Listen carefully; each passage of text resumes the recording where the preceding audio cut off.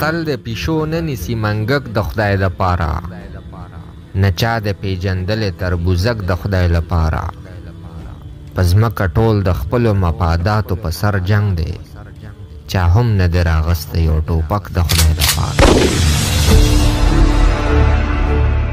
ای پیغلې خپل څادر سره دا یو خبره ول کړه، چې مه کوه ادبار په یو هلک د خدای لپاره. د مشر خان خبره چې په خوله ورله لاس کېږده، مقصد یې دا چې وخت ډېر نازک د خدای لپاره. ظریف ته جانان ویل چې زړه نرمیږي په پردیس کې، دا څنګه شول ستا د کاڼي کلک د خدای لپاره. متل د پیشو نه نیسي منګک د خدای لپاره، نه چا د پیجندلې تربوزک د خدای لپاره.